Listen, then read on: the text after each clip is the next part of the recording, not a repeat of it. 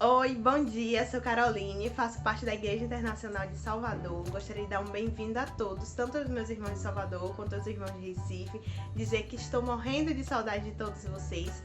Além disso, eu quero convidá-los a curtir, compartilhar e se inscrever nas nossas redes sociais, tá bom? Pode curtir esse vídeo, mandar para várias pessoas, seus amigos, seus familiares. Também quero convidá-los a separar o pão e o suco para nossa ceia. Tenha um bom culto!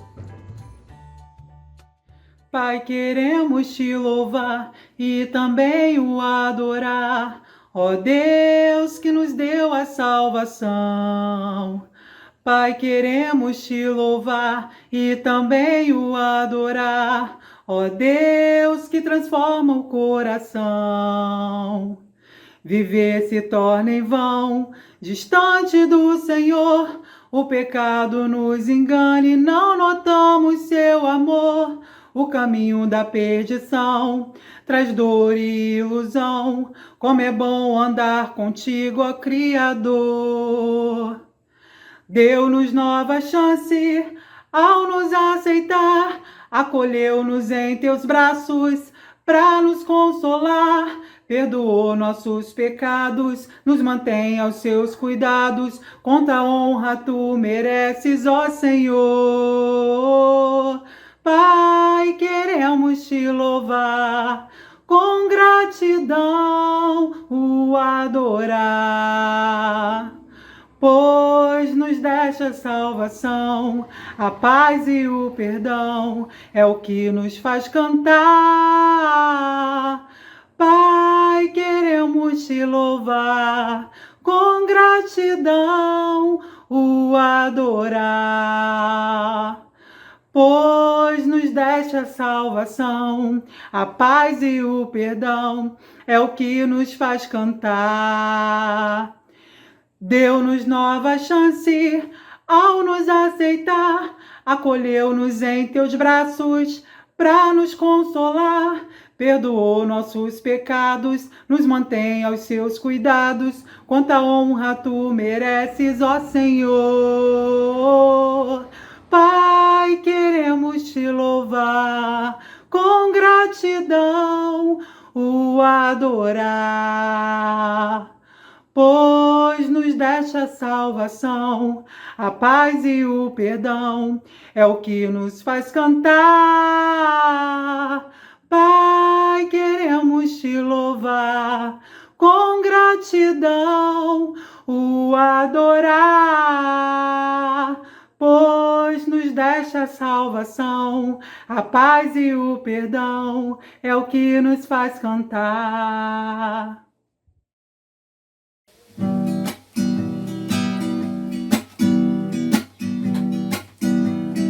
Meu Senhor logo vai voltar, prepare o caminho do Rei.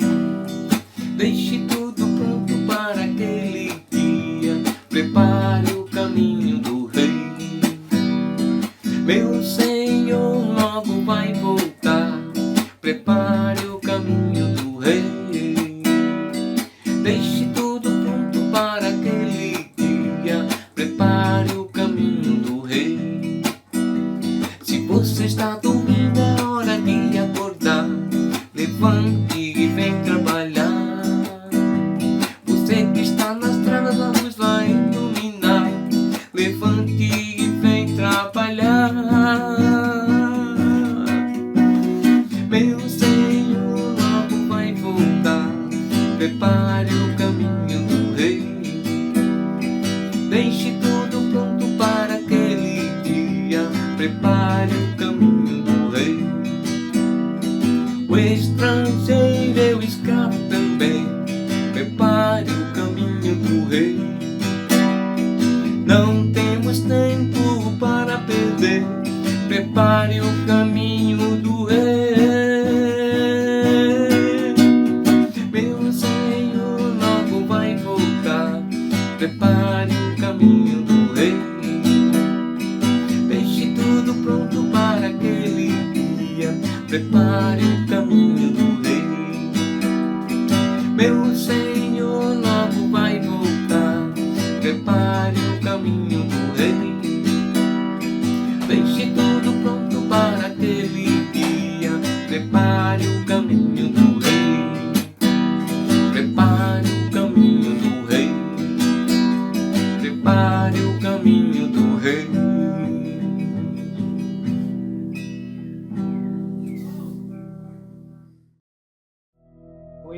irmãos e irmãs, tudo bem? Irmãos e irmãs de Salvador e do Brasil todo. Eu sou Jucineide Carvalho, sou Jusce, estou na Igreja de Cristo desde 98 e agora em junho de 2021 eu concluí o meu doutorado em Educação pela Universidade Federal da Bahia. E aí queria compartilhar um pouco sobre Deus na minha carreira com vocês.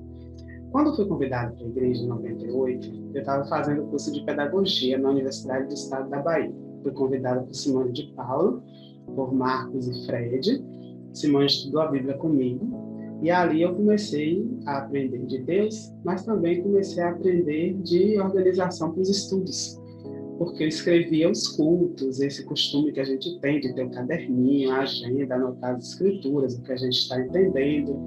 E isso foi muito importante para a minha carreira, foi muito importante para a minha formação.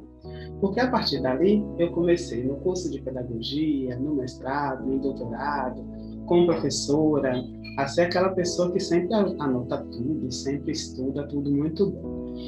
Agora, no final, no momento que eu fui fazer meu doutorado, concluí meu doutorado, eu estava passando por algumas questões muito complicadas. No final do doutorado, eu tive que mudar o tema, mudei de orientação, mudei de autores base, mudei de tudo. E foi muito desafiante, gente. Mesmo que você não entenda de doutorado, de mestrado, entenda que um doutorado tem 4 anos e tudo que eu construí nos últimos 3 anos e meio, eu tive que alterar tudo completamente. E isso foi muito desafiante, porque eu precisei de muita ajuda de Deus, de muita oração das irmãs e dos irmãos. Precisei de muita ajuda aqui, de Walter, meu marido, de Vinícius, meu filho, das minhas colegas de trabalho, porque eu precisei, no isolamento, me isolar e parar para poder reescrever o meu trabalho, praticamente. E foi muito desafiante, gente, porque eu chorava, mas eu jejuava, eu tinha os meus tempos com Deus todos os dias, 4 da manhã, 5 da manhã, e eu vinha para cá escrever. No resultado, na minha defesa, as pessoas todas elogiaram, falaram que o texto estava muito lindo. Eu mesma olhava o texto às vezes e achava ele muito lindo, eu não sabia quem escreveu, de tão bonito que estava. E eu queria compartilhar algumas escrituras com vocês, para falar um pouco de como é que eu fui me sentindo, né, ao longo do tempo, na minha carreira toda, inclusive na conclusão do doutorado. Lá em Juízes 6, tem a história de um irmão nosso, muito especial, que é Gideão. E aí lá em Juízes 6, versículo 12, tem uma parte que fala assim: então o anjo do Senhor apareceu a Gideão e lhe disse: o Senhor está com você, poderoso guerreiro. E eu vejo Deus falando comigo e com cada um de nós, mesmo estando na condição que ele estava, e aí se você puder ler um pouco acima, você vai ver que Gideão estava num momento de muito desengano, de muita dificuldade. Ele estava fugitivo, não estava fácil. Chegar e chamar ele de poderoso guerreiro parece até que era alguma fake news, algum meme com ele. E no momento em que eu percebi que eu tinha que alterar minha tese toda, em menos de 3 meses, não foi fácil. Eu jejuei muito, orei muito para que isso acontecesse. E eu vejo que é Deus falando que estava comigo, né? Era Deus falando que estava comigo. Tem outro versículo dessa história, lá em Juízes 6,15, em que Gideão fala assim: ah, Senhor, respondeu Gideão, como posso libertar Israel? Meu clã é o menos importante de Manassés e eu sou o menor da minha família. E aí vem o 16: eu estarei com você, respondeu o Senhor, e você derrotará todos os midianitas, como se fossem um só homem. E aqui tem uma questão espiritual, né? A gente não está falando de matar ninguém, mas aqui está falando de uma questão espiritual, das nossas lutas espirituais. E diante das lutas espirituais, não é fácil se sentir forte. E ainda bem que Deus é um Deus que cuida da gente, que pega na nossa mão e que nos ajuda. Teve um momento que eu pensei que eu não ia conseguir escrever isso, irmãos. Teve um momento que eu pensava que eu achava realmente, né, esse pequeno clã, e não ia conseguir fazer. E aí Deus me erguia, Deus me levantava, Deus colocou no meu caminho uma orientadora extremamente carinhosa, extremamente preocupada comigo, não somente em relação à escrita, mas comigo mesmo fisicamente, se eu tinha dormido, se eu tinha comido, e coisas do tipo. Então Deus foi, com sua imensa misericórdia, cuidando, né, de tudo. Depois, lá no versículo, capítulo 6 ainda, no versículo 28, fala assim: de manhã, quando os homens da cidade se levantaram, lá estava demolido o altar de Baal, com o poste sagrado do seu lado, cortado, e com o segundo novilho sacrificado no altar recém-construído. Perguntaram uns aos outros: quem fez isso? Depois de investigar, concluíram: foi Gideão, filho de Joás. Nesses momentos de dor, de dificuldade, de desespero, é um momento muito interessante, tanto da gente chegar perto de Deus, quanto da gente derrubar alguns altares que tem dentro do nosso coração. E eu precisei buscar muito em Deus um cuidado de ter o perdão muito forte na minha vida, né? De não ficar culpando as pessoas, de não ficar com dor por conta de questões de rejeição e coisas do tipo, mas buscar em Deus mesmo. Tanto perdoar, quanto me sentir também perdoada pelo Senhor. O resto da história você já conhece. Gideão vai com muito poucos recursos e poucas pessoas, e Deus Todo-Poderoso vence tudo. Foi Deus que escreveu minha tese, foi Deus que me colocou nesses processos todos. Quem conhece minha história sabe que quando eu tinha 15 anos eu queria fazer tudo isso, mestrado, doutorado e tal, porque eu achava que quanto mais a pessoa estuda, ela consegue ensinar melhor. Então Deus tem me dado, em sua misericórdia, essa possibilidade de ensinar, de ser um professor e cada dia inovar mais e levar uma educação mais descomplicada para as pessoas. Então, eu quero agradecer a oportunidade de poder contar isso aqui para vocês que são minha família, vocês que oraram junto comigo, irmãos e irmãs que me viram nesse processo todo de estar na graduação, terminar a graduação. Aqui tem muitos irmãos e irmãs que estiveram na minha formatura da graduação, onde minha mãe estava, meu pai, não é? E meu marido, meus irmãos, muita gente da igreja, e que viram entrar no mestrado e agora no doutorado. Eu sou muito grata, irmãos e irmãs, por cada oração, pelo zelo de vocês com a minha vida. Muito obrigada. E Deus abençoe a todos nós.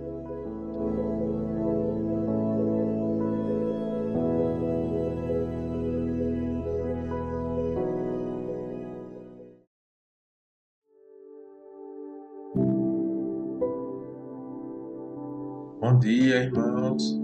Bom dia. Bom dia, irmãos. Esse é o momento da ceia. Eu sou Marcelo, essa é Sandra, esse aqui é Juan, essa aqui é Rebeca. Juan tem 7 anos e Rebeca tem 8 anos.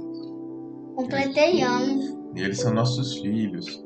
A gente queria também apresentá-los para vocês de Recife e de Salvador. Esse é o momento da ceia, um momento muito importante do nosso culto. Momento onde a gente olha e lembra do que Jesus fez por nós na cruz, da paixão dele por nossas vidas, do seu amor. É um momento de profunda reflexão. Todo o nosso movimento nesse domingo está centrado na reflexão, do que foi a cruz e a paixão de Cristo em nossas vidas.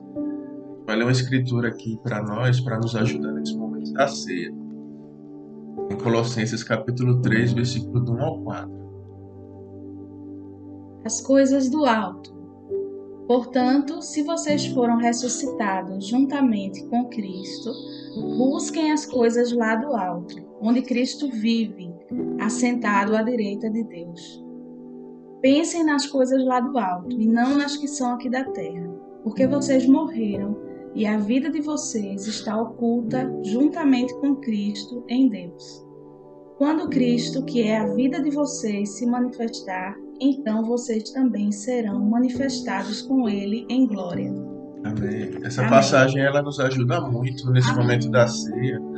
Ela vai falar de coisas muito importantes que Jesus conquistou para nós quando ele foi para a cruz, morreu e ressuscitou, Então ele diz assim que já que estamos em Cristo, Então a vida da gente hoje é pensar nas coisas do alto, Então nosso parâmetro para tudo hoje que estamos em Cristo pensar nas coisas do alto, né? Como vamos viver, como vamos pensar. Então, sempre pensar nas coisas do alto como um parâmetro de vida, né?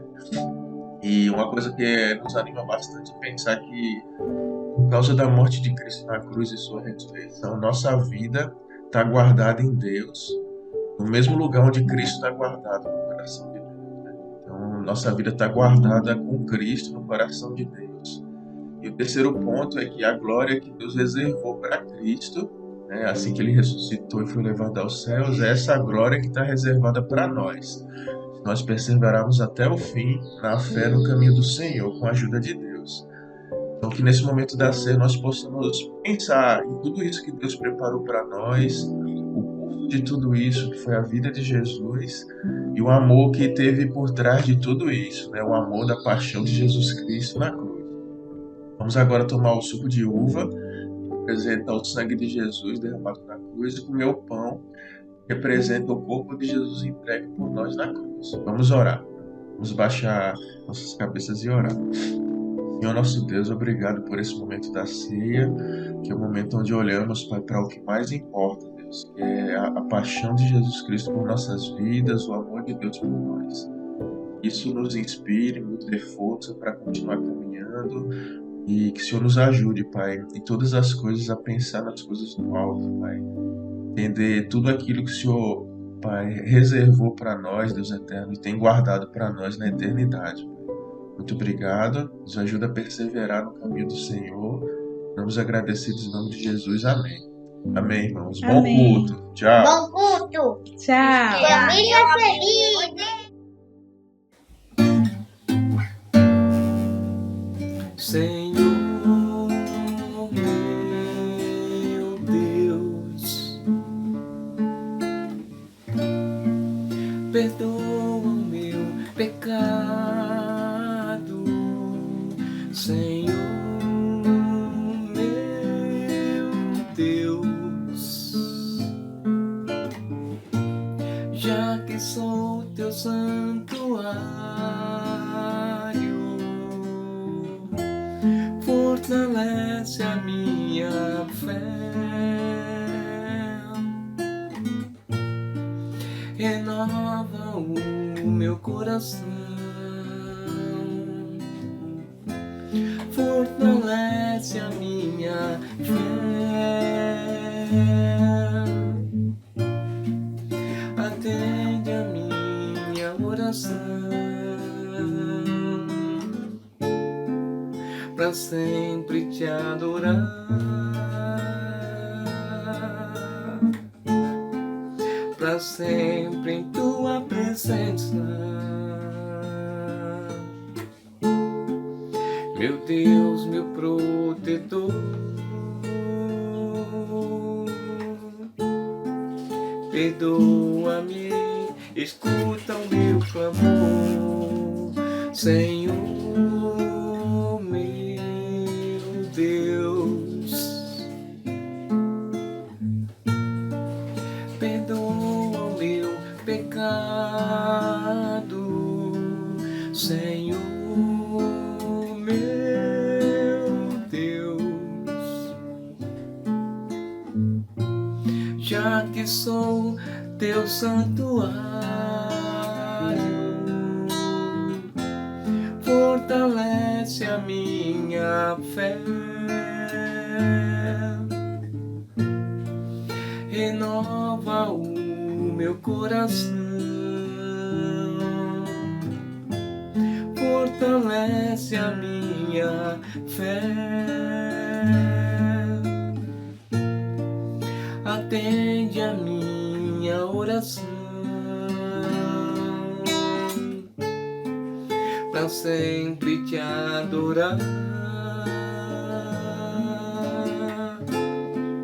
pra sempre em tua presença. Meu Deus, meu protetor, perdoa-me, escuta o meu clamor, escuta o meu clamor, escuta o meu clamor.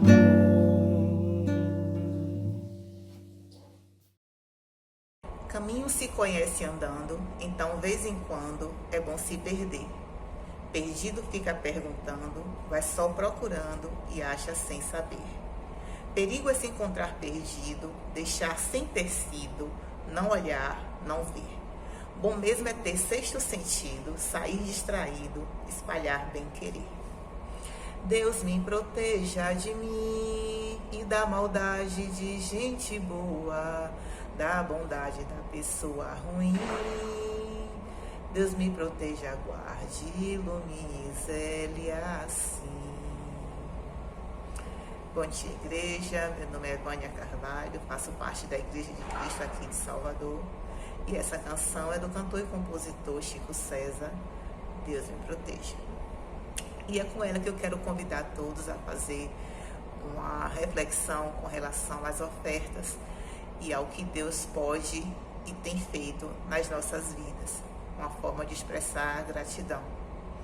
Tem algumas escrituras que fazem com que a gente reflita nessa questão desse movimento de ofertar, de entregar o nosso melhor, o nosso tempo na casa de Deus. E uma delas que eu tenho utilizado como de cabeceira, ela fica lá em Provérbios 3, no versículo 5, do 5 ao 9. Confie no Senhor de todo o seu coração e não se apoie na sua própria capacidade de entendimento. Lembre-se de colocar Deus em primeiro lugar em todos os seus caminhos e Ele guiará os seus passos e você andará pelo caminho certo. Não fique cheio de si, pensando que a sua própria sabedoria é a razão do seu sucesso. A verdadeira sabedoria é temer ao Senhor e evitar o mal. Se você fizer isso, o seu corpo terá saúde e os seus ossos vigor para enfrentar a vida. Honre o Senhor, oferecendo a Ele a melhor parte de tudo que a terra produz. E aí tem uma outra escritura, lá em Filipenses 4, que eu acho que fecha assim, no 4, versículo 12. Sei o que é passar necessidade e sei o que é ter tudo. Já aprendi o segredo de viver contente em qualquer circunstância, quer com o estômago satisfeito, quer na fome, na fartura ou na necessidade. Eu posso fazer todas as coisas que Deus me pede, com a força que Cristo me dá. Gostaria de convidar todos a uma oração. Altíssimo Deus, Pai eterno, mais uma vez bom dia. Obrigada por esse momento, Pai. Obrigada por estar reunida aqui com a Tua Igreja. Obrigada pela oportunidade de escutar a Tua Palavra, de compartilhar a Tua Palavra com a Igreja, Pai, que tem me encorajado tanto. Obrigada por me mostrar que é o Senhor que conduz as nossas vidas, é o Senhor que guarda os nossos corações. Obrigada por nos orientar, bater nas portas certas. Obrigada pelo caminho que o Senhor nos permite trilhar, porque tem sido um caminho de aprendizado. Em nome de Cristo, eu quero agradecer por tudo que o Senhor tem proporcionado nas nossas vidas, pela força e pela saúde que o Senhor tem renovado todos os dias em nossas vidas. Em nome de Cristo, eu oro grata por tudo que o Senhor tem feito e por toda a visão e entendimento que o Senhor vai continuar nos dando. Em nome de Cristo, que eu oro grata. Amém.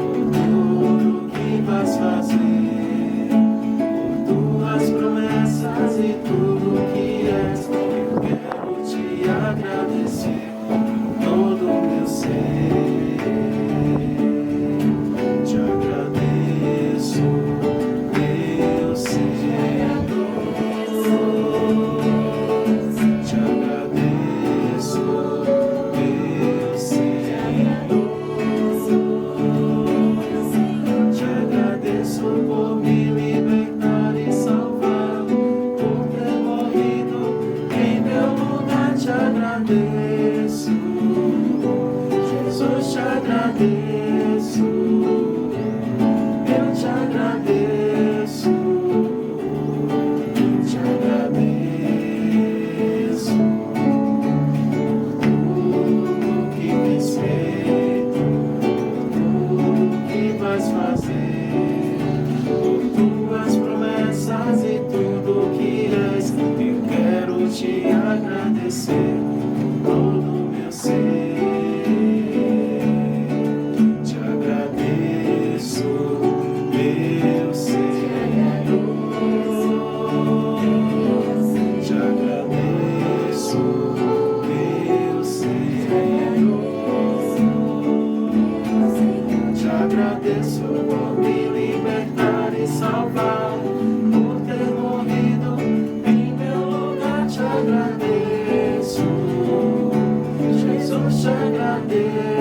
eu te agradeço,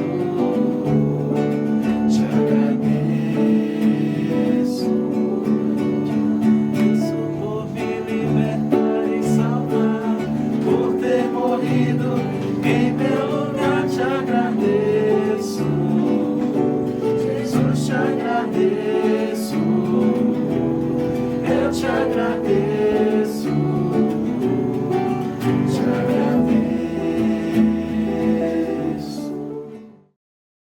Bom dia a todos, bom dia nossos amigos, nossos parentes, todas as pessoas que estão nos assistindo. Como é especial estarmos juntos, louvando a Deus, aprendendo de Deus e da palavra de Deus. Quero dizer que nessa manhã vai ser muito especial. Vamos estar tendo nosso culto em comunhão com nossos irmãos de Recife. Um abraço aí para os nossos irmãos de Recife e também para todos os irmãos daqui de Salvador e todas as pessoas que estão nos assistindo, nossos parentes aí que estão assistindo a gente em vários lugares. Quero chamar a todos a uma oração. Vamos orar juntos. Nosso bom Deus, muito obrigado, Senhor, por estarmos juntos e juntos podemos aprender a palavra do Senhor.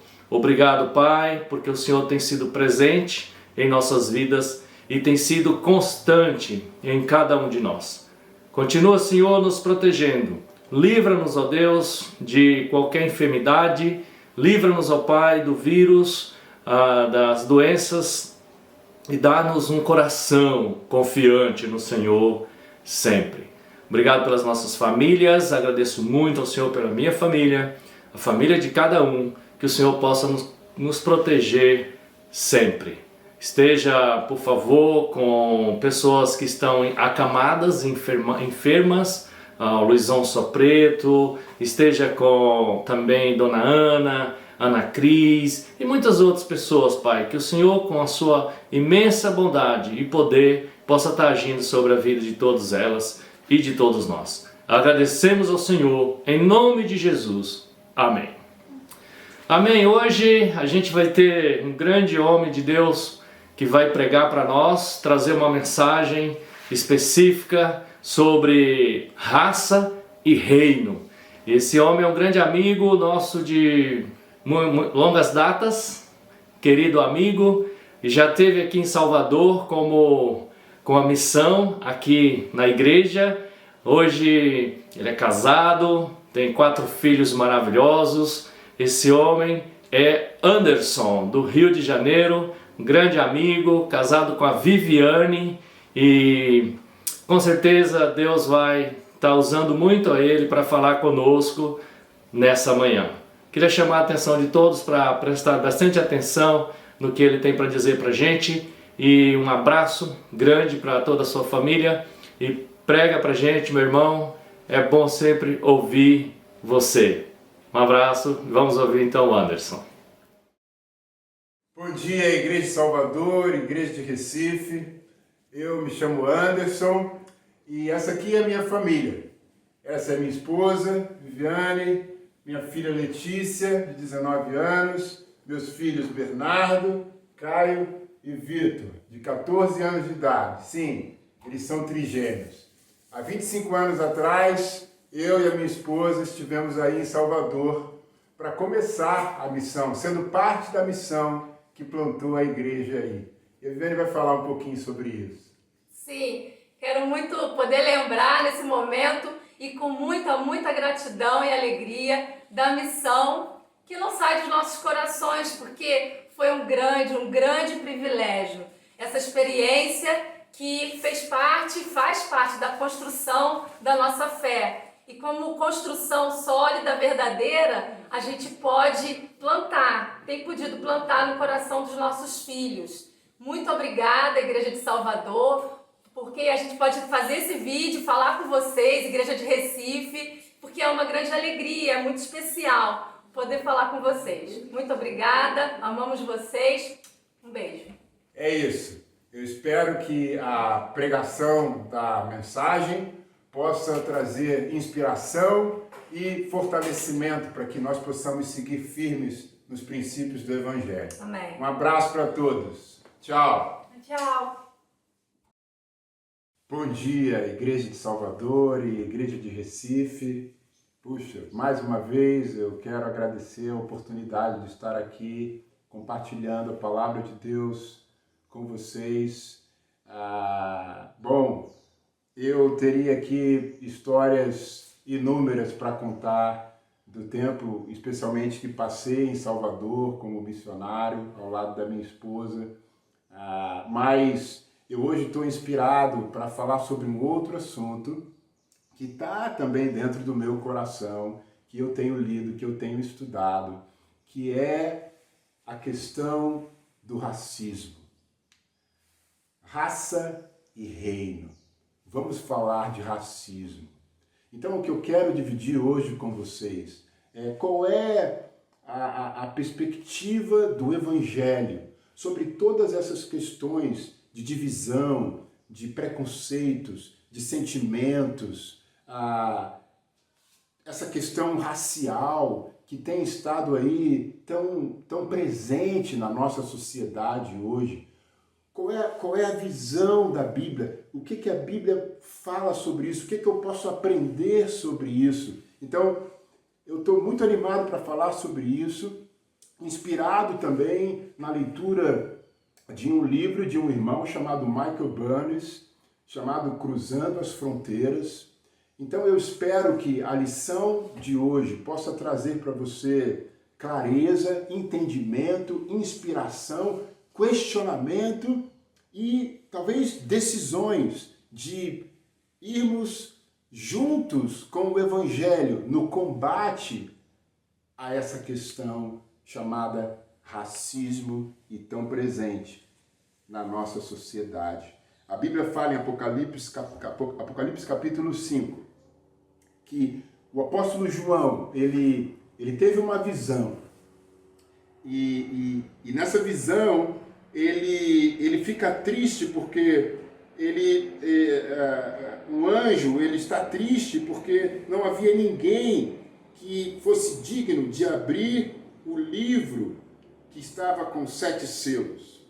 E aí um dos anciãos, ele fala para ele não chorar, porque o leão da tribo de Judá havia vencido e ele abriria o livro e os seus 7 selos. E então o cordeiro vem, o livro é aberto e aí os anciãos e os seres viventes começam a fazer um cântico de louvor a esse que seria então capaz de abrir o livro e de romper os selos, e eles cantavam assim no versículo 9: Tu és digno de receber o livro e de abrir os seus selos, pois foste morto e com o teu sangue compraste para Deus gente de toda tribo, língua, povo e nação.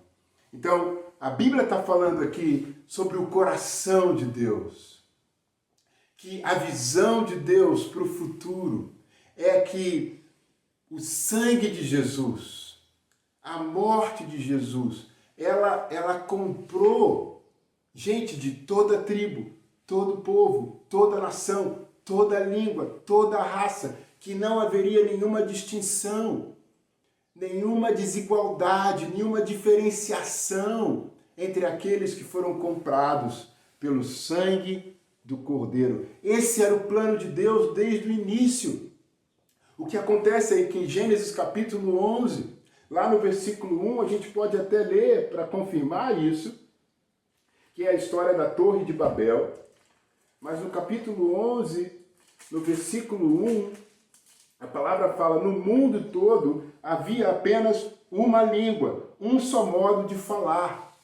Então a ideia de Deus sempre foi uma família só, um povo só. Mas aqui em Gênesis 11, o homem, ele acha, ele quer se fazer Deus e ele começa a construir uma torre com o objetivo de chegar aos céus.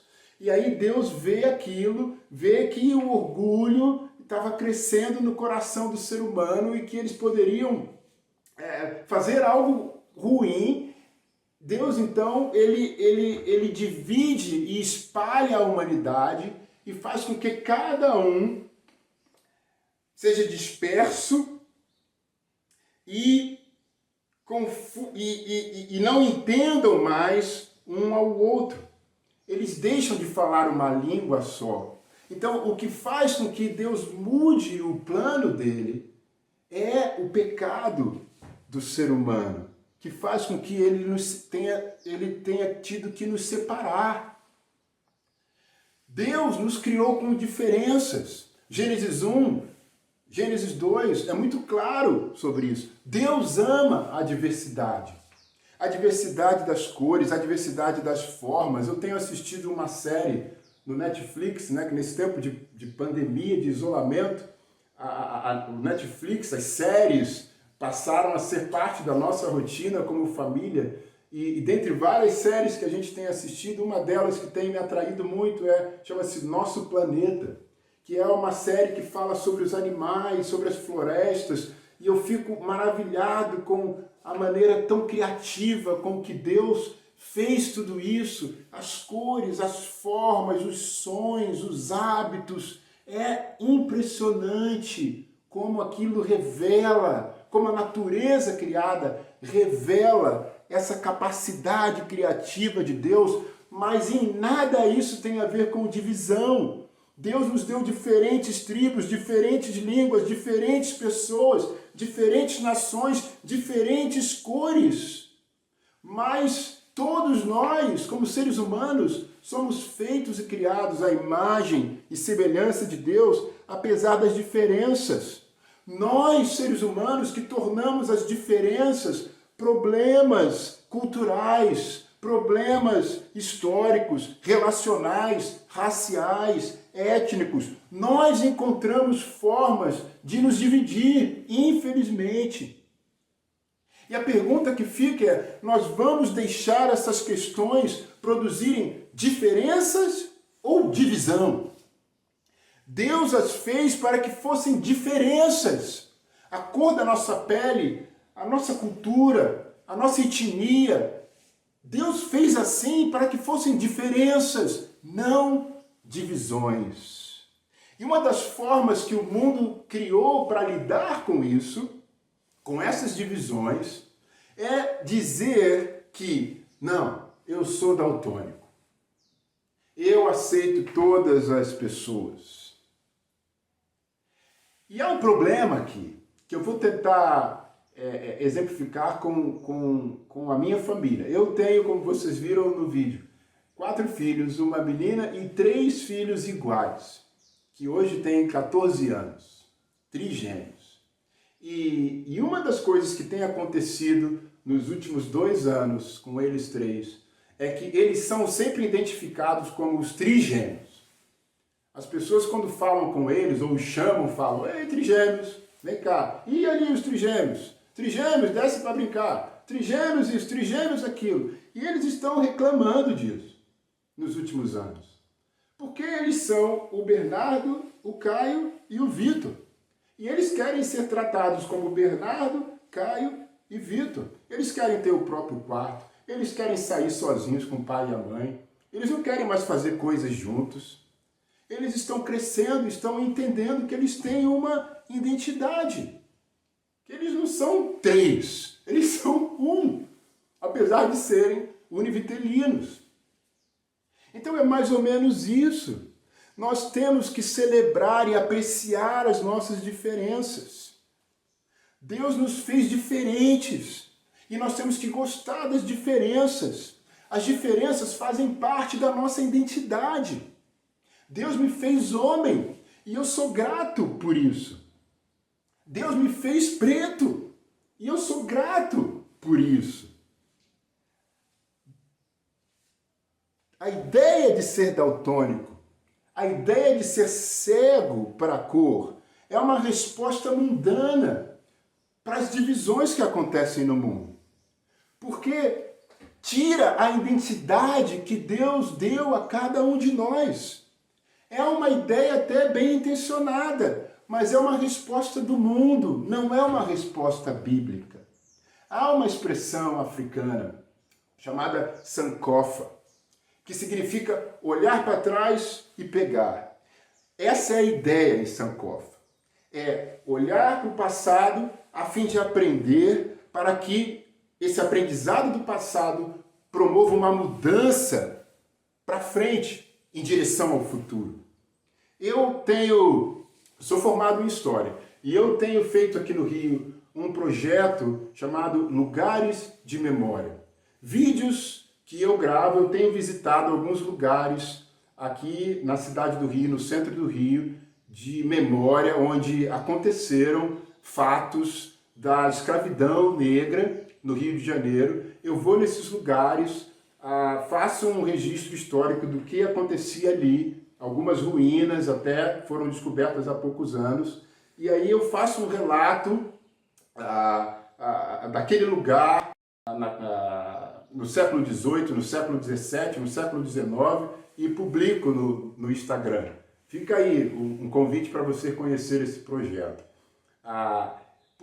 Qual é a minha ideia com isso? Porque eu acredito que quando a gente conhece o passado, a gente aprende e entende o que está acontecendo no presente e encontra forças para irmos em frente no futuro. É interessante porque aí na Bahia, eu não é a fonte da minha pesquisa, mas o que eu encontrei para fazer essa lição é que, de forma geral, aí na Bahia, em Salvador, no cais da Cidade Baixa, chegaram entre o século XVI e 1850 mais de 1.300.000 africanos trazidos da costa da África escravizados. É muita história. Pessoas que foram vendidas em mercados. E sabe como era essa venda? Esses pretos, eles chegavam nos navios, eles passavam pela alfândega, que era aí no cais da Cidade Baixa, e eram levados para os mercados. Aqui no Rio eram casas, sobrados, na parte de baixo eles ficavam ali depositados. E quando uma pessoa vinha comprar, ela vinha com um médico, esse médico examinava esse preto ou essa preta, eles tinham que ficar pelados, eles eram apalpados, sem qualquer constrangimento, eles tinham que abrir a boca para ver os dentes, eles tinham que gritar, eles tinham que correr, como se fossem peças de um animal. E aí, depois de todo esse exame minucioso, o comprador pagava por ele. Alguns eram acorrentados e os comerciantes andavam com eles pelas ruas, batendo de porta em porta e oferecendo à venda. Alguns eram colocados numa feira pública, ao lado de verduras, legumes, animais, expostos à venda. Então, essa era a realidade do negro há 200, 300 anos atrás, no Brasil. Então, quando você começa a entender isso, quando você começa a estudar isso, a conhecer um pouco disso, você começa a perceber o porquê que a gente está vivendo o que a gente está vivendo e encontra forças para talvez mudar o futuro. Deus criou um grupo de pessoas diferentes e o mundo os dividiu em etnias, raças e tribos. Em Atos 17, versículo 26, Lucas fala que Deus fez de um só toda a humanidade. Essa é a verdade, nós viemos de um só ser humano. Mas o mundo disse, não, isso está errado, nós evoluímos de forma diferente, nós somos diferentes, nós somos melhores ou piores, o mundo criou essa divisão. A Bíblia fala que um dos aspectos centrais do Evangelho é que Deus está restaurando sua família de todas as nações que vem de um só homem. Sim, sem dúvida nós temos diferenças, grandes diferenças genéticas, mas nada disso deveria ou deve nos dividir. Esse não é o plano de Deus. Em Efésios capítulo 3, versículo 6, a Bíblia fala, Efésios 3, versículo 6, começando no 5. Esse mistério não foi dado a conhecer aos homens de outras gerações, mas agora foi revelado pelo Espírito aos santos apóstolos e profetas de Deus, significando que, mediante o Evangelho, os gentios são co-herdeiros com Israel, membros do mesmo corpo e coparticipantes da promessa em Cristo Jesus. Então, Paulo está falando aqui que Deus revelou o Evangelho pelo Espírito Santo aos apóstolos, aos profetas, e esse Evangelho fala que tanto os gentios, os não-judeus, quer dizer, eu e você, como os judeus, somos membros do mesmo corpo e coparticipantes da promessa em Cristo Jesus.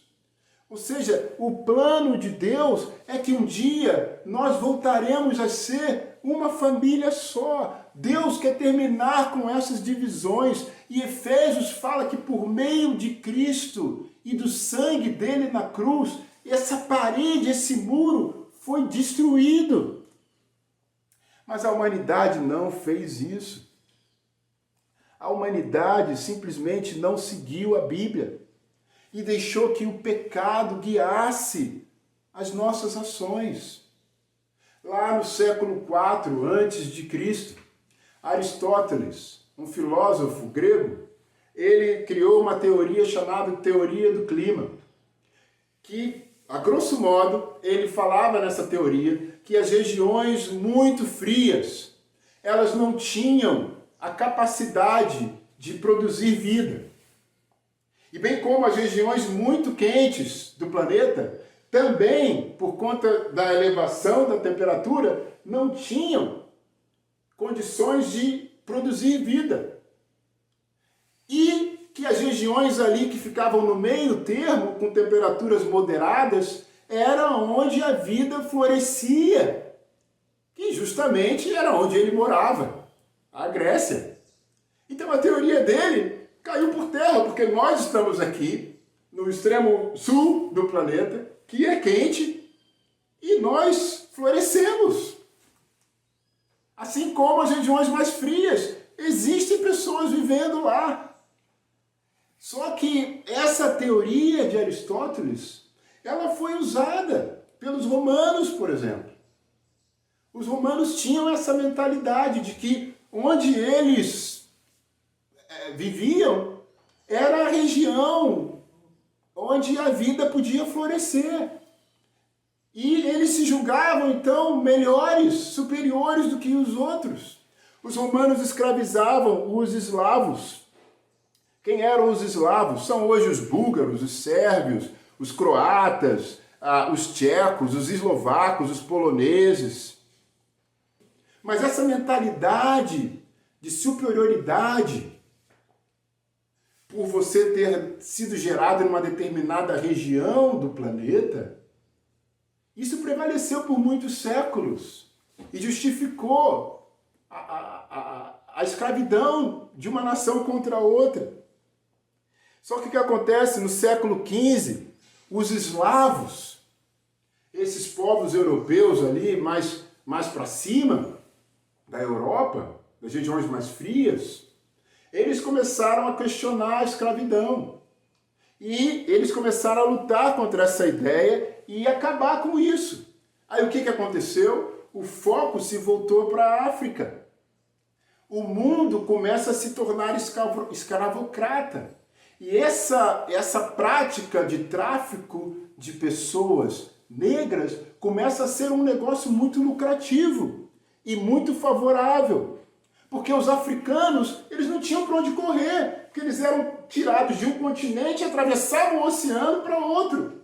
Eles não tinham onde se esconder. Então, escravos negros não faltaram. Havia para todo mundo. Então, virou uma ganância. O pecado da ganância, o pecado da superioridade, criou uma divisão onde ainda não existia. Mas os seres humanos têm a tendência de sempre justificar o seu comportamento pecaminoso. Porque quando você escraviza alguém ou um grupo, você cria a ideia de que aquele grupo é inferior a você de alguma forma. Então você pode ser tratado, você pode ser subjugado, porque eu sou superior a você. Eu não sei se você viu o filme Django. Tem uma cena no filme onde o senhor, né, o dono da fazenda, ele vem com um crânio de um escravo para confrontar um negro que estava tentando enganar ele. E ele pega esse crânio e ele fala que o crânio tinha 3 marcas, 3 furos.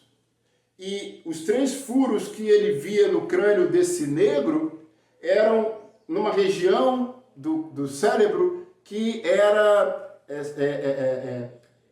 suscetível à submissão. E no crânio de um branco, esses 3 pontos, eles não eram na região do cérebro suscetível à submissão, mas eles eram localizados numa outra parte do cérebro suscetível à dominação, à superioridade. Então, o ser humano e a ciência começaram a criar ideias que não são bíblicas, que não faziam parte do plano de Deus, para justificar a dominação de uma raça sobre a outra. Não era o que a Bíblia ensinou. O conceito moderno de raça, muito provavelmente, foi desenvolvido pelos judeus. E esse conceito fala que raça é uma categoria fixa, que não pode ser mudada, e que é caracterizada por diferentes tipos de humanidade. Então, basicamente, o negro e o branco, segundo esse conceito, são de humanidades diferentes. E o branco, ele era, então, superior ao negro. Por isso, a escravidão do negro era justificável. E a África, um continente enorme, com diversas tribos e etnias e culturas diferentes, ele é resumido a um continente só, a um país só, a um povo só, a África, a uma raça só, a preta, a negra. E nós sabemos que as diferenças na África são enormes.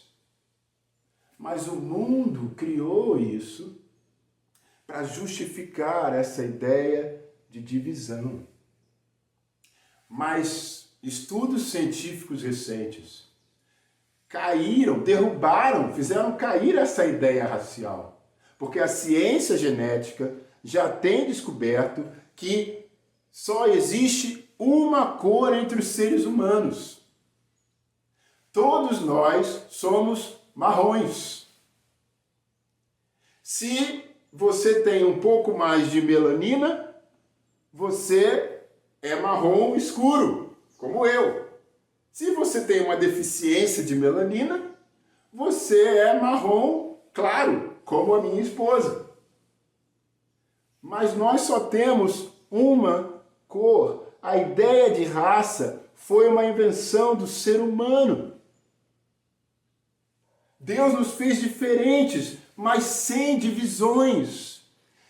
O colonialismo e a escravidão, eles acabaram há alguns séculos. Mas essa mentalidade de superioridade, ela permaneceu e continua fazendo estragos. Essa mentalidade de inferioridade de uma raça sobre a outra, com relação a outra, justifica o pecado, justifica os maus tratos. Mesmo se você e eu conseguíssemos acabar com o racismo, o que eu acho impossível sem Deus e sem o reino dele, nós, como seres humanos, encontraríamos outra maneira de nos dividir, porque o problema não é a raça, mas é o pecado. Agostinho de Hipona, uma cidade provincial romana na África, filósofo e teólogo, ele falou isso aqui no século IV. Somos descendentes de um só homem, não importando nossa forma, nação ou cor. Somos todos de uma mesma família. Esse era o ensinamento da igreja primitiva. Era isso que era ensinado pela igreja. Mas ao longo dos séculos, essa ideia foi sendo desconstruída. E entrou então a ideia da maldição de Cã. Você já ouviu falar sobre isso? Cã era um dos filhos de Noé. E lá no capítulo 9 de Gênesis, vamos lá rapidamente, tem uma história que talvez você já tenha lido. Noé, ele se embriaga, ele fica bêbado, depois do dilúvio. E aí, lá no versículo 9,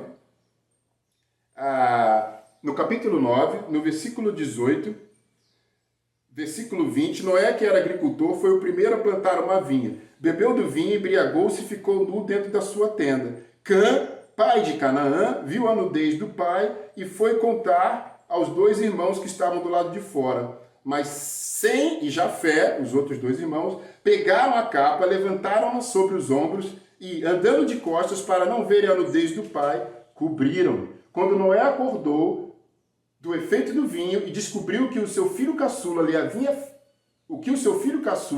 feito, disse: Maldito seja Canaã, escravo de escravos será para os seus irmãos.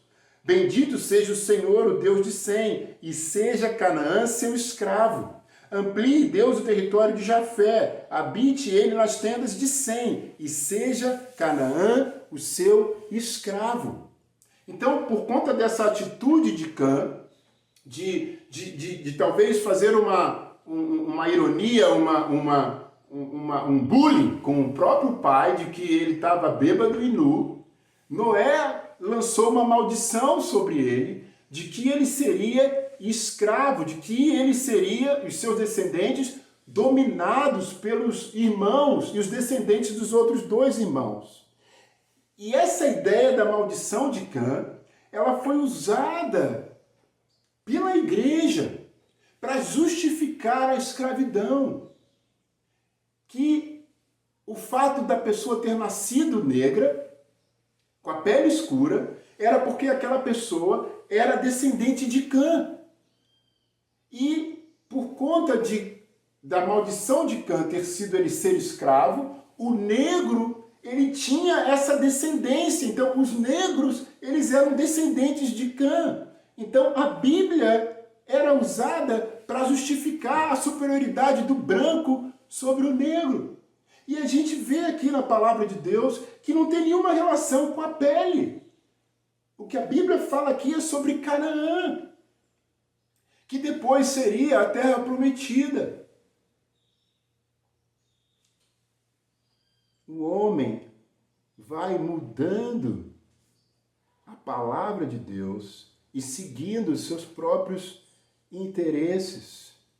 Então, o ensinamento padrão era de que você ser escravo era a determinação de Deus.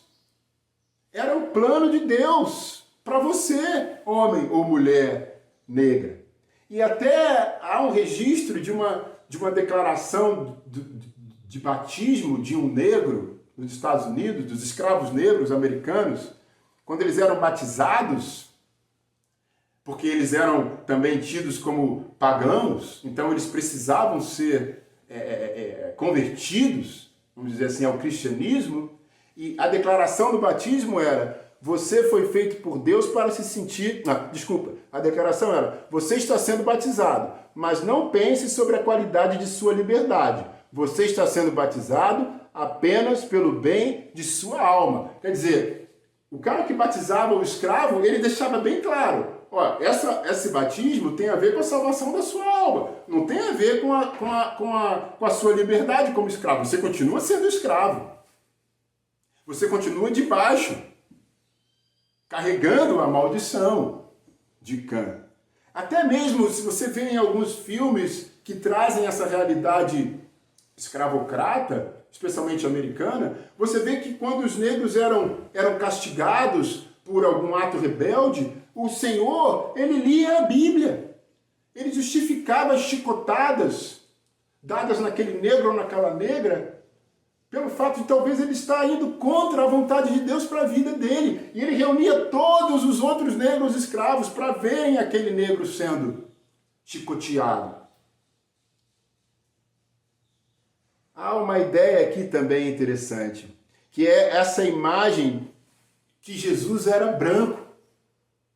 Né? Qualquer foto que você vê de Jesus, você vê ele com a pele branca. E essa ideia de Jesus branco também foi usada ao longo da história para fazer com que as pessoas se sentissem inferiores. Ela foi conectada com essa maldição de Cã ao longo da história. Você foi feito por Deus para se sentir inferior. Olha só, o nosso Salvador, ele era branco, viu? Então eu sou superior a você. Isso era ensinado, isso era cultuado, isso era vivenciado ao longo da história. E a gente tem que entender que ser branco não é nada, assim como ser preto também não é nada. Foi algo criado em razão do poder, da lógica de poder, do pecado da divisão, de tornar uma raça inferior à outra, a fim de que ela seja subjugada e explorada injustamente. Estudos recentes mostram que a provável aparência de Jesus e cor da sua pele não tinha nada a ver com os quadros e imagens que nós vemos. Que Jesus, muito provavelmente, não era branco dentro desse conceito que a gente cultua hoje. E se você pegar essa imagem de Jesus, eu acho que fica muito difícil pregar essa ideia de que Jesus era branco. Por isso, de certa forma, a aparência de Jesus importa. Eu acredito, sim, que o povo de Deus deve ser diversificado, que a igreja deve representar a sociedade não só racialmente, mas socialmente também, economicamente também. Só que essas coisas do passado ainda têm impacto hoje no mundo. A impossibilidade de acesso que foi dada aos primeiros teve consequências ao longo da história para quem vive hoje. E é para essa sociedade que nós pregamos o Evangelho. A raça é uma parte importante do poder há muito tempo. E isso continua acontecendo, os efeitos disso, mesmo depois da escravidão. Privações de direito, destruição, linchamento, educação desigual, acesso desigual, filosofias de superioridade, segregação, diferenças econômicas entre as pessoas. Nós precisamos conhecer esse cenário, não para criar uma mentalidade de vítima, mas porque a gente precisa entender o que as pessoas passaram. E essas diferenças, elas aparecem na igreja também. E nós precisamos aprender a lidar com elas. Você tem que entender, irmão, irmã, branco, branca, que quando eu saio do convívio da igreja, por ser negro, a situação que eu vivencio é muito diferente da sua por ser branco. Que a minha história de vida por ser negro é muito diferente da sua por ser branco. Há pouco tempo, eu estava pedalando, atravessando uma rua pela passarela na minha bicicleta, e a pessoa que estava vindo na direção oposta, ela estava com uma bolsa tiracolo, quando ela viu eu me aproximando, ela apertou a bolsa no braço. Isso é uma das histórias que eu passo praticamente quase todos os dias, quando eu saio do convívio da igreja. Eu não vivo essas coisas na igreja, mas é só sair do convívio que começam a acontecer esses episódios, de pessoas olharem para o meu carro e olharem para mim e não entenderem como é que um negro pode ter um carro daquele. De eu sair com a minha esposa, que é branca, de mãos dadas pela rua, e as pessoas ficarem chocadas de nos ver de mãos dadas um com o outro. São situações cotidianas de eu entrar no supermercado e ser seguido literalmente por um segurança.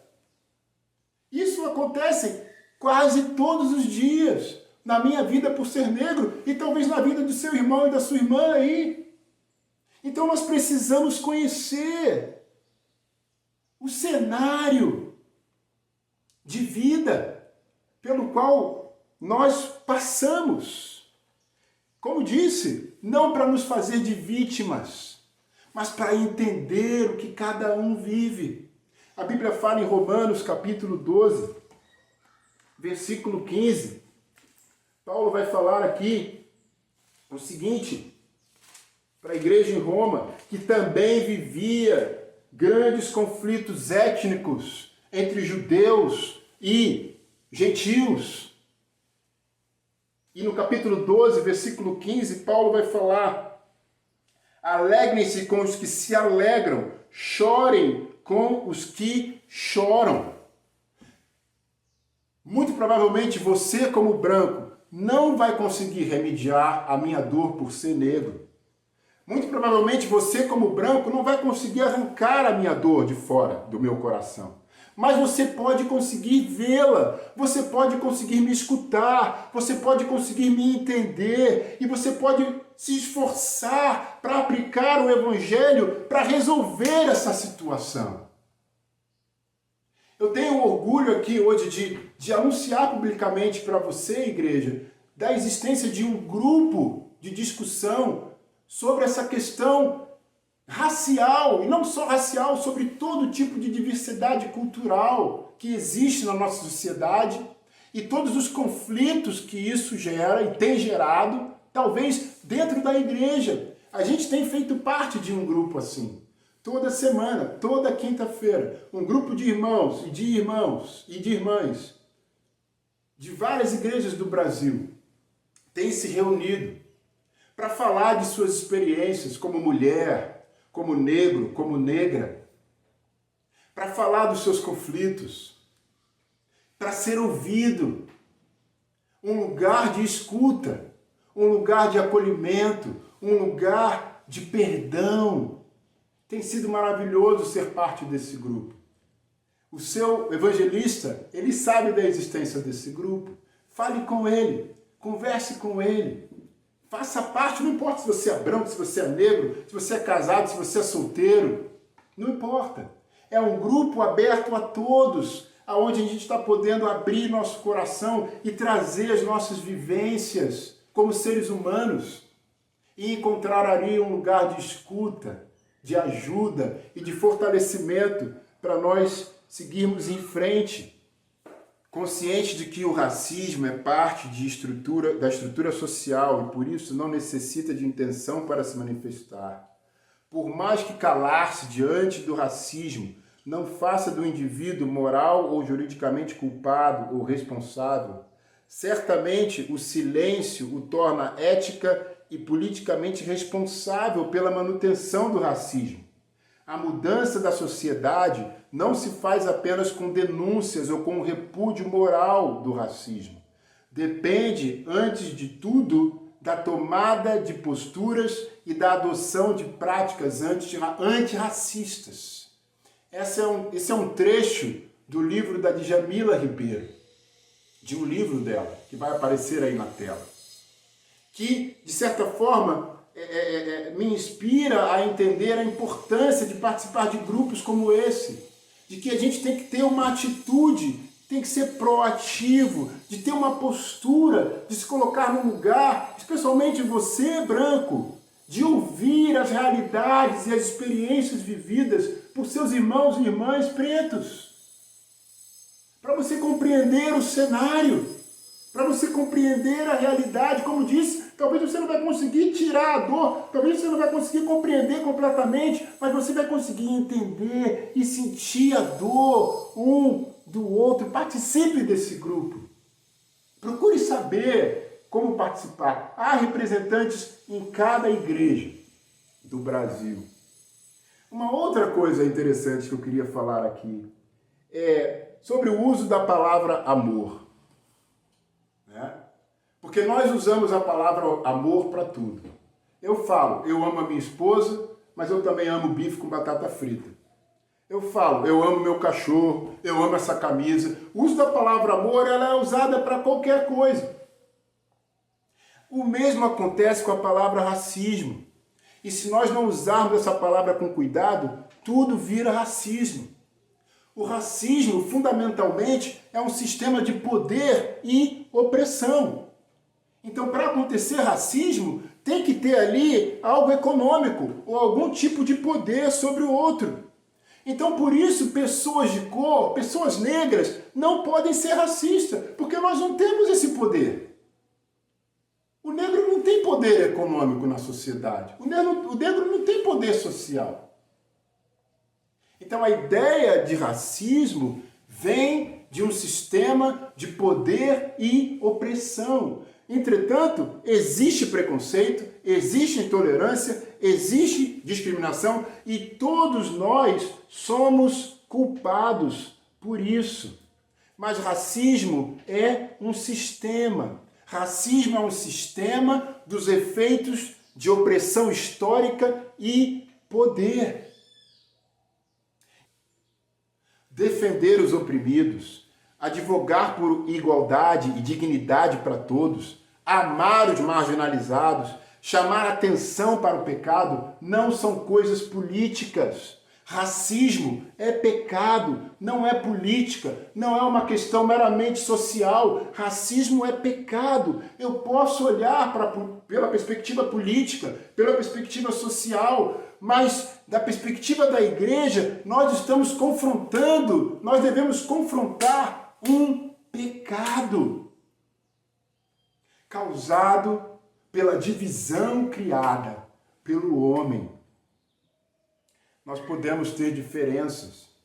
Nós não vamos concordar 100% com todas as coisas. Talvez algumas coisas que eu falei aqui você não vai concordar. Talvez até pregar sobre esse assunto aqui no domingo vai provocar discordância em alguns de vocês. Mas qual é a resposta do Evangelho do Reino de Deus para isso? A resposta do reino é diferente da resposta do mundo. Em Mateus capítulo 5, versículo 43, Jesus vai falar aqui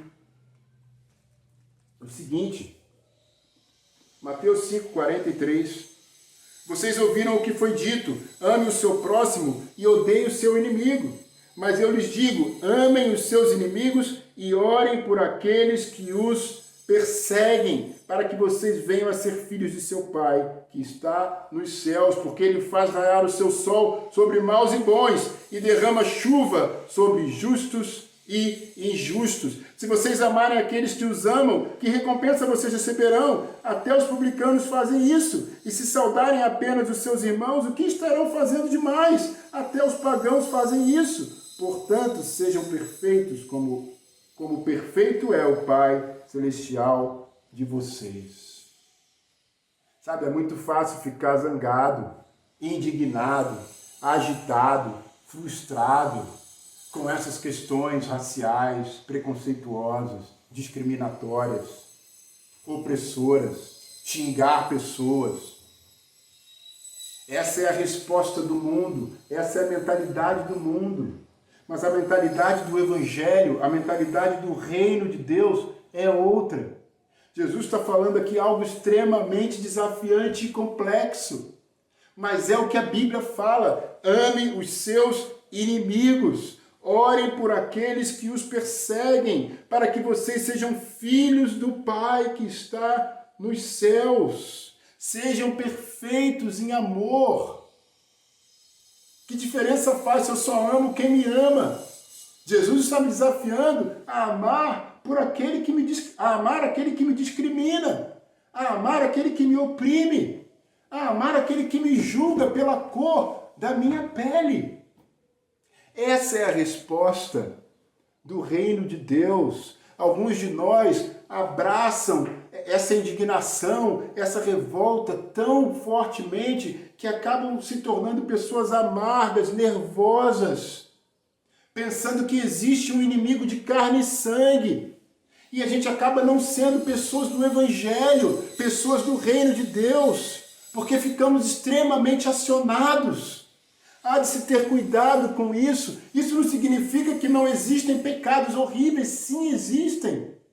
Mas a Bíblia me chama a responder a isso, como negro, como negra, ou como qualquer outro que está me ouvindo e que sofre qualquer tipo de opressão e de discriminação. A Bíblia me ensina a responder com amor. O caminho da liberdade é a cruz, exige autossacrifício. Eu não posso devolver com a mesma moeda, porque aí eu vou criar um ciclo que não vai acabar nunca. O único jeito de um cristão, de uma cristã, destruir os seus inimigos é amá-los até que eles virem seus amigos. Eu sei que isso é difícil, mas essa é a resposta do reino de Deus. A identidade e a perspectiva do reino é tão importante para lidar com isso também. Em 1 de Pedro, capítulo 2, versículo 9, o apóstolo Pedro vai falar aqui o seguinte, 1 de Pedro 2, versículo 9, vocês, porém, são geração eleita, sacerdócio real, nação santa, povo exclusivo de Deus para anunciar as grandezas daquele que os chamou das trevas para a sua maravilhosa luz. Antes vocês nem sequer eram povo, mas agora são povo de Deus. Não haviam recebido misericórdia, mas agora a receberam. Pedro está falando que um cristão, uma cristã que reconhece os seus pecados, que entende o que Jesus fez por ele ou por ela na cruz e decide fazê-lo Senhor e Salvador, se batizando e seguindo, obedecendo os seus ensinamentos. Pedro está falando que essa pessoa é sacerdote, essa pessoa é exclusiva de Deus, essa pessoa é povo de Deus. Olha, eu quero falar o seguinte, se o mundo disser para você que você é inferior, se o mundo disser para você que você é menor em função da cor da sua pele, em função do seu gênero, em função da sua condição social, em função do lugar onde você nasceu, isso é mentira. Porque aos olhos de Deus, você e eu temos um valor inestimável. Nós somos exclusivos, nós somos sacerdotes, nós somos povo de Deus. E se a sociedade diz para você que você tem privilégios, talvez por ser branco, descubra maneiras de usar desses privilégios para o bem dos outros, para o bem do reino, para o bem da igreja. Nós não devemos brigar por essas coisas, mas entender essas diferenças sobre a perspectiva de Deus e do seu evangelho. E por fim, qual é a prioridade do reino de Deus? Em Filipenses, capítulo 2, versículo 5, Paulo vai falar algo aqui. Em Filipenses 2, versículo 5. Seja a atitude de vocês a mesma de Cristo Jesus, que embora sendo Deus, não considerou que o ser igual a Deus era algo que devia apegar-se, mas esvaziou-se a si mesmo, vindo a ser servo, tornando-se semelhante aos homens. Paulo está chamando a igreja em Filipos a ter a mesma atitude de Jesus, que era Deus, mas abriu mão de ser igual a Deus, que se esvaziou, que viveu como um servo, que viveu em benefício do outro, que nós possamos viver sempre pelo benefício dos outros, que isso deve ser a nossa prioridade, que essa ideia determine a maneira como eu vivo. A gente tem que se perguntar, eu estou vivendo em benefício dos outros? Eu estou agindo em benefício da comunidade, em benefício do grupo? Eu estou sendo guiado por uma perspectiva mundana, por uma perspectiva política ou pela perspectiva do reino de Deus? Porque se eu sou guiado pelos movimentos sociais, pela política, pelo mundo. Onde entra o reino? Onde entra a Bíblia? Onde entra o amor pelos inimigos? A oração pelos inimigos? Onde entra o fato de que você é exclusivo, você é único, você é especial para Deus? O reino e a resposta de um cristão deve ser radicalmente diferente. Então, mais uma vez, muito obrigado pela oportunidade de falar sobre isso. De fazer com que a Bíblia fale para nós. Nos lembrando do sonho de Deus, do plano original de Deus. De que sempre foi de nós sermos um só, de nós sermos uma nação só, de nós sermos um povo só. Sim, Deus nos fez diferentes, na cor da pele, nos gêneros, nos fez nascer em lugares diferentes, com culturas diferentes, e há muita riqueza na diferença e na diversidade, mas Deus não nos dividiu pela cor da nossa pele, pelo nosso sexo, pela região onde nascemos. Isso não veio de Deus, isso veio do ser humano. Mas essa é a sociedade que nós vivemos. Essa é a sociedade que nós pregamos a palavra. Então que nós possamos, por meio do Evangelho, responder a isso biblicamente. Sim, se envolvendo, ouvindo, querendo entender, se colocando num lugar de escuta daquele que sofre, daquele que é oprimido, daquele que é discriminado. E se você é um privilegiado pela cor da pele, pela sua posição social ou econômica, use desses privilégios em benefício dos outros. E, sobretudo, ame. E, sobretudo, sirva. Muito obrigado a todos. Que Deus te abençoe. Foi um grande prazer passar esse domingo com vocês.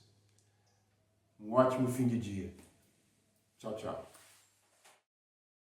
Obrigado, Anderson. Obrigado por nos ensinar nessa manhã, trazer essa mensagem sobre raça e reino, poder entender que Deus é um Deus que cuida de todos nós, que se preocupa conosco e que tem ensinado geração a geração sobre a bondade de Deus, que não faz diferença entre os povos. Muito, muito obrigado sobre nos ensinar sobre o preconceito.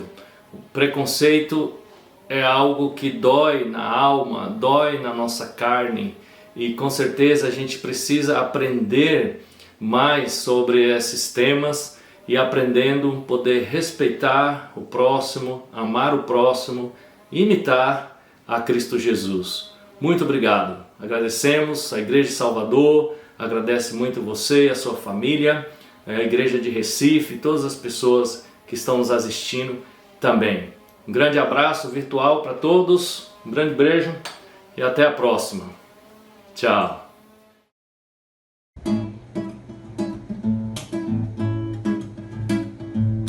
Grande é o Senhor e muito digno de louvor.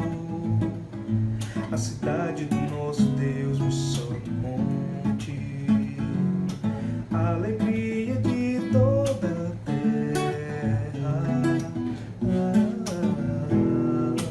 Grande é o Senhor em quem nos temos a vitória e nos ajuda contra o inimigo. Por isso diante dele nos prostramos e adoramos. Queremos o teu nome engrandecer e agradecer-te por tua obra em nossas vidas. Confiamos em teu infinito amor, pois grande és o Deus eterno sobre toda a terra e céu.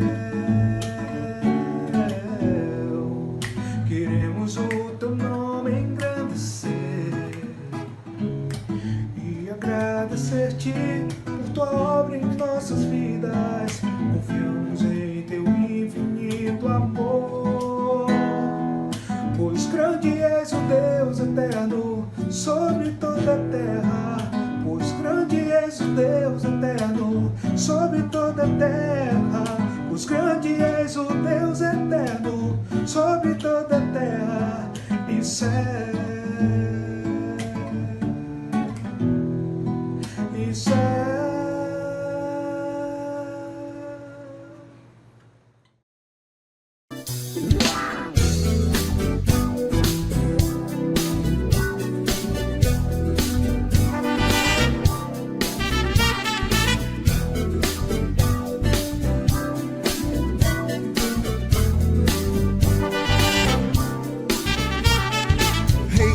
Vou voltar atrás, tá decidido, definido, eu quero é mais a vida, quero a vida.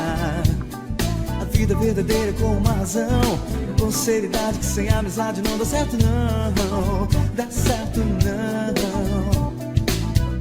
Quem quer conquistar, tem que ir a lutar, sem medo.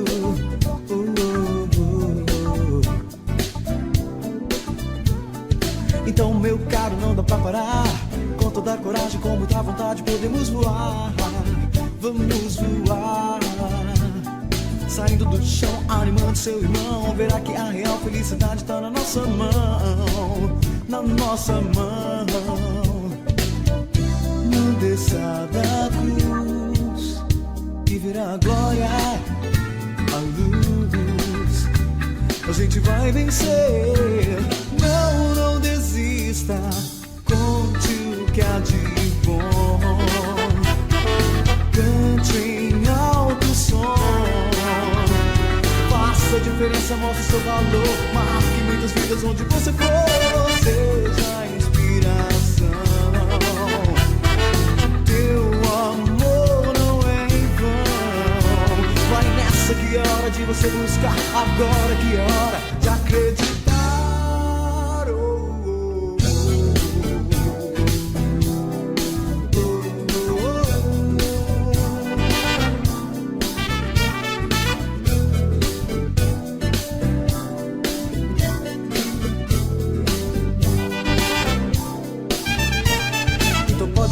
A gente vai crescer, espalhar esse milagre pelo mundo. Você vai ver, você vai ver.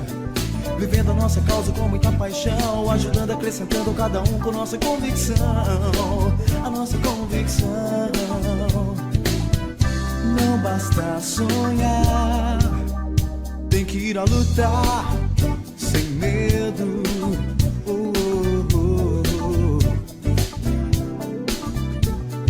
Então, meu caro, coisa pra valer. Muita gente tá andando e respirando e nem sabe por quê. Sabe por quê? Porque é preciso entender na vida algo mais. Entender e dar valor ao que não se desfaz, que nunca se desfaz.